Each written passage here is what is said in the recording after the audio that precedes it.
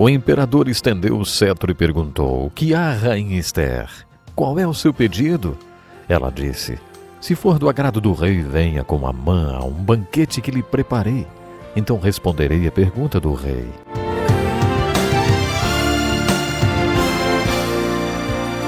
Muitas pessoas têm tido seus sonhos destruídos pela falta de confiança absoluta em Deus. A Bíblia está repleta de exemplos de grandes sonhos cumpridos para a glória de Deus. Encontro com a Palavra é um programa escrito pelo Dr. Dick Woodward e narrado por Pastor Edson Bruno. Ouça e descubra verdades que lhe ajudarão no seu dia a dia. Com você, Pastor Edson Bruno.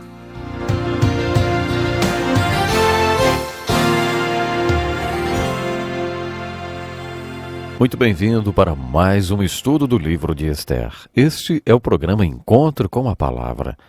Abra sua Bíblia no livro de Esther para continuarmos a leitura de uma empolgante história.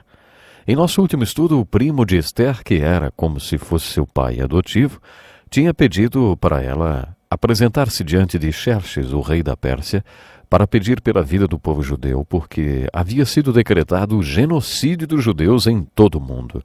Esther mostrou ter muita coragem quando respondeu a esse desafio, dizendo: "Se eu tiver que morrer, morrerei."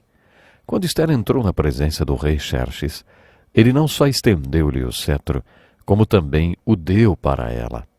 Ele prometeu a Esther que concederia qualquer pedido que ela fizesse, mesmo que fosse metade do reino. Há alguns anos, depois de dar um estudo sobre o livro de Esther, um homem me perguntou se alguém já tinha pintado um quadro dela. Para ter mexido tanto com o monarca mais poderoso do mundo, ela devia ser uma mulher muito bonita mesmo. Quando o imperador estendeu o cetro e perguntou: "Que há, rainha Esther? Qual é o seu pedido?" Ela disse: "Se for do agrado do rei, venha com Amã a um banquete que lhe preparei. Então responderei à pergunta do rei." Esther era muito sábia.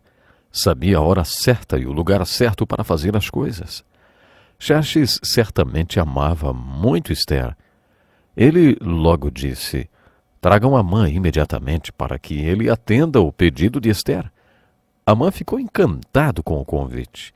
Ele foi para casa e se exibiu para os seus amigos. "Sou o único que a rainha Esther convidou para acompanhar o rei ao banquete que ela lhe ofereceu." Esther preparou tudo para o banquete e foi um sucesso. Então ela preparou outro banquete. Quando estava indo para o banquete, Amã passou por Mardoqueu e esse não se prostrou diante dele. Amã ficou furioso e disse aos seus amigos e família: "Tudo isso não me dará satisfação enquanto eu vir aquele judeu Mardoqueu sentado junto à porta do palácio real." Para fazer passar a raiva de Amã, sua mulher sugeriu: "Mande fazer uma forca de mais de 20 metros de altura e, logo pela manhã, peça ao rei que Mardoqueu seja enforcado nela. Assim você poderá acompanhar o rei ao jantar e alegrar-se." Então Amã aliviou sua raiva durante a noite, ocupando-se com a forca. Nesse ponto da história, a providência de Deus torna-se o tema do livro de Esther. Naquela noite o rei não conseguia dormir, então pediu que alguém lesse as crônicas do reino para ele, para ver se pegava no sono. Enquanto liam as crônicas, chegaram ao relato de como Mardoqueu impediu o assassinato do rei. O rei interrompeu a leitura e perguntou: "Que honra e reconhecimento Mardoqueu recebeu por isso, hein?" A resposta foi: Nada lhe foi concedido." O rei pensou em fazer alguma coisa por Mardoqueu. Já tinha amanhecido. Xerxes perguntou: "Quem está no pátio?" Amã tinha ido cedo ao palácio porque queria ter permissão para enforcar Mardoqueu. Responderam ao rei: "Ah, é Amã que está no pátio." O rei disse: "Façam-no entrar." Amã entrou e o rei perguntou: "O que se deve fazer ao homem que o rei tem o prazer de honrar, hein?" Pensando que o rei estava se referindo a ele, Amã respondeu: "Ao homem que o rei tem o prazer de honrar, ordena que tragam um manto próprio do rei, um cavalo que o rei montou, e que ele leve o brasão do rei na cabeça. Em seguida sejam o manto e o cavalo confiados a alguns dos seus príncipes mais nobres do rei, e ponham eles o manto sobre o homem que o rei deseja honrar, e o conduzam sobre o cavalo pelas ruas da cidade, proclamando diante dele: Isto é o que se faz ao homem que o rei tem o prazer de honrar. O rei achou a ideia ótima e disse: Vá depressa apanhar o manto e o cavalo, e faça ao judeu Mardoqueu o que você sugeriu. Ele está sentado junto à porta do palácio real. Não omita nada do que você recomendou. Então Amã colocou Mardoqueu sobre o cavalo do rei, colocou sobre sua cabeça a coroa do rei, e levou o cavalo pelas ruas gritando: Isto é o que se faz ao homem que o rei tem o prazer de honrar. O perverso Amã aprendeu a lei de ouro muitos anos antes de Jesus ensinar. Assim em tudo façam aos outros os que vocês querem que eles lhes façam. Amã teve que aprender essa lei. Ele obedeceu à ordem do rei. Imaginem a humilhação quando Amã voltou para casa para se trocar e ir ao jantar que Ester estava oferecendo. Não estava apenas humilhado, mas também assustado, porque tinha feito o rei decretar a morte de todo o povo de Mardoqueu, de todos os judeus. A essa altura, ele ainda não sabia que a rainha era judia e parente de Mardoqueu. Um bom título para a peça do livro de Ester seria: Adivinha quem vem para o jantar? Dá para imaginar que Amã já não estivesse tão feliz no segundo banquete que Ester ofereceu. Enquanto bebiam vinho, o rei perguntou: Rainha Ester, qual é o seu pedido? Você será atendida. Qual é o seu desejo? Mesmo que seja metade do reino, isso lhe será concedido. Ester respondeu: Poupe a minha vida e a vida do meu povo. Este é o meu pedido e desejo, pois eu e meu povo fomos vendidos para destruição, morte e aniquilação.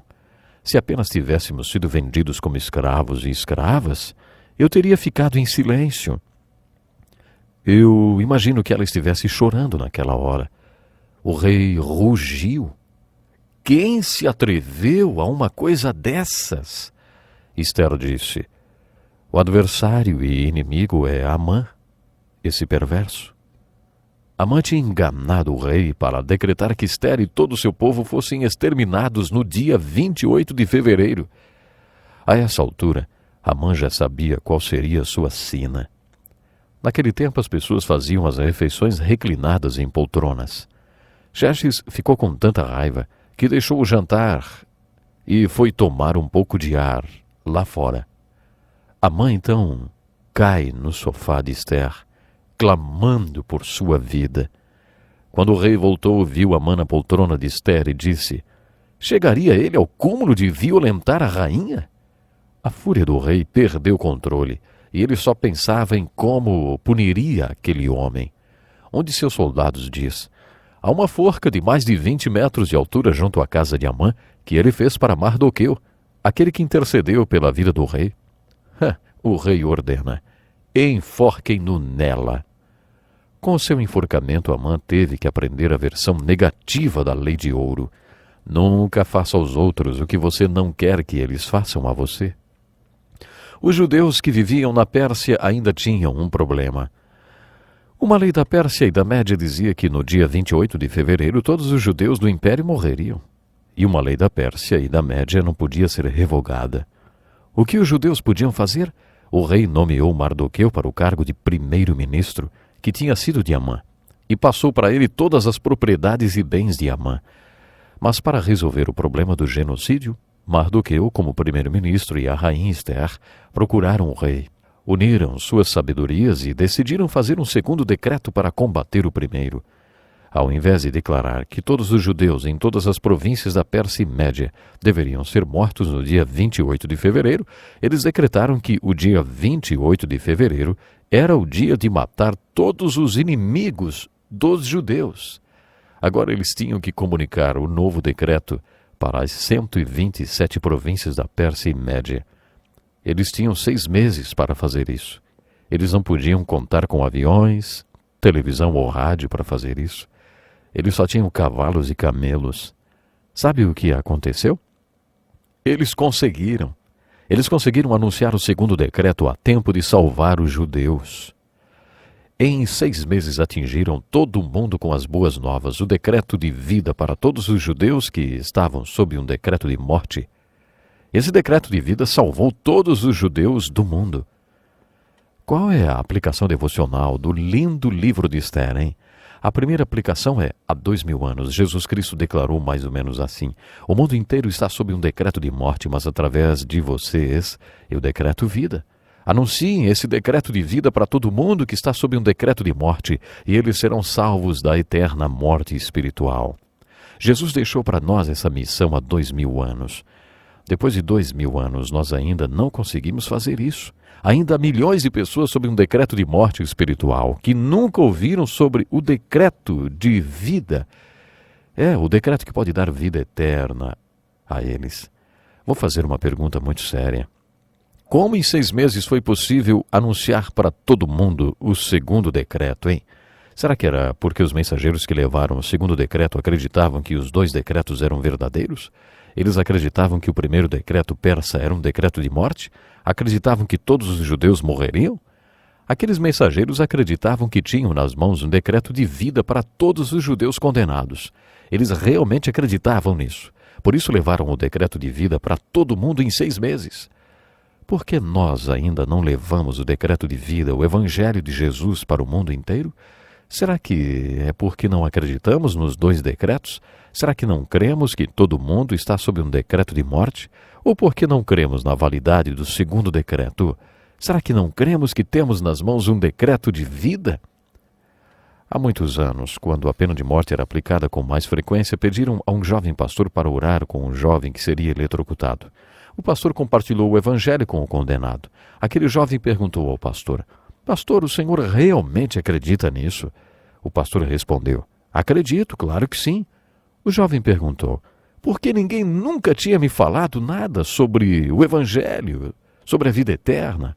"Pastor, se eu acreditasse nisso, iria por todo o país, mesmo que fosse a pé, para falar para todo mundo que o senhor acabou de me falar.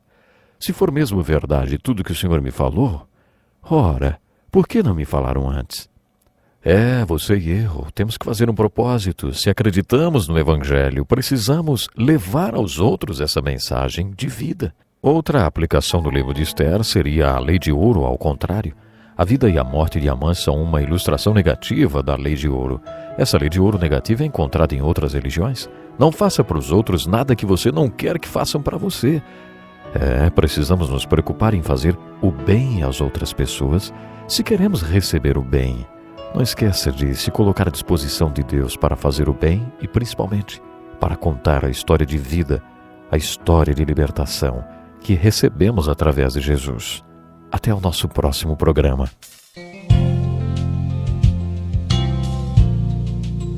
Que lição importantíssima. Obrigado, Pastor Edson Bruno. Prezado ouvinte, coloque em prática o que você ouviu aqui. Sem dúvida, sua vida será grandemente abençoada. Este é um estudo escrito pelo Dr. Dick Woodward, na voz do Pastor Edson Bruno. Escreva-nos e solicite o material. Nosso endereço é Encontro com a Palavra, Caixa Postal 2011, CEP 89201-970, Joinville, Santa Catarina. Até o nosso próximo Encontro com a Palavra.